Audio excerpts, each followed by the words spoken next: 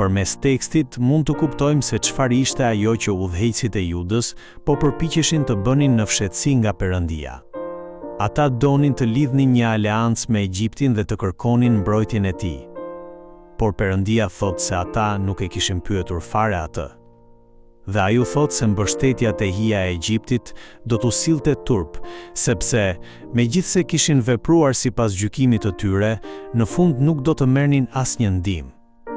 Ata kishin guximin dhe fuqinë për të ngarkuar dhurata të shumta dhe për të kaluar në përshkret të tir, ku fshiheshin lloj-lloj rreziqesh, vetëm për të kërkuar ndihmë nga Egjipti, i cili në të vërtetë nuk ishte në gjendje t'u jepte ndihmë. Në fund, duke ndjekur gjykimin e tyre në vend që të mbështeteshin te Perëndia, ata po kryenin mëkatin e shpërfilljes së Perëndisë, i cili u kishte dhënë tokën e Kanaanit si trashëgimi. Edhe pse Perëndia tashmë ishte bërë mbrojtësi i tyre, ata zgjodhën të mbështeteshin te fuqia e një kombi të madh në vend që të mbështeteshin te Perëndia. Edhe ne sot mund të bëjmë të njëjtin gabim. Nuk duhet ta harrojmë hirin me anë të cilit Perëndia na ka shpëtuar përmes sakrificës së Jezu Krishtit dhe na ka bërë bijtë e tij, dhe pastaj të mbështetemi te fuqia e botës apo te aftësitë njerëzore. Ai që është ndihma jone vërtet është Perëndia, dhe ai është gjithashtu ai që na udhëheq në rrugën e drejtë. Prandaj, kur vijnë vështirësitë, në vend që të kërkojmë së pari fuqinë njerëzore ose mënyrat e botës, duhet të shikojmë nga Perëndia dhe të mbështetemi tek ai. Psalmisti e rrëfen kështu: "Është më mirë të gjesh streh tek Zoti se sa ti kesh besim njeriut." Është më mirë të gjesh streh tek Zoti se sa tu kesh besim princave. Isaia zbulon se ku filloi problemi i Izraelit.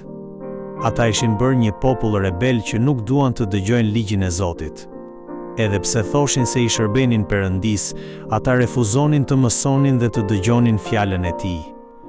Ata u kërkonin profetëve që shpallnin fjalën e Perëndisë të mos profetizonin më. Në vend të kësaj kërkonin prej tyre vetëm fjalë që i inkurajonin dhe i bënin të ndiheshin mirë. Donin të dëgjonin vetëm gjërat që u pëlqenin dhe nuk donin të dëgjonin fjalën që u tregonte gabimet dhe mëkatet e tyre dhe i qortonte. Në fund, ata po zgjidhnin të dëgjonin vetëm atë pjesë të fjalës që përputhej me dëshirat e tyre. Është për të ardhur keq që e njëjta gjë shfaqet edhe sot. Ne i dëgjojmë me dëshirë fjalët e bekimit dhe të ngushëllimit, por i shmangemi fjalës së Perëndisë kur ajo na tregon mëkatin dhe gabimet tona dhe na thërret të pendohemi e të kthehemi. Por qortimi i Perëndisë nuk ka për qëllim të na dënojë dhe të na shkatrojë. Ai ka për qëllim të na kthejë nga rruga e gabuar, të na sjellë përsëri te Perëndia dhe të na ripërtërijë. Prandaj nuk duhet ta refuzojmë qortimin e Perëndisë ose ta shpërfillim vetëm sepse na duket i pakëndshëm. Përkundrazi, kur fjala e Perëndisë zbulon gabimet tona, duhet ta dëgjojmë me edhe më shumë kujdes.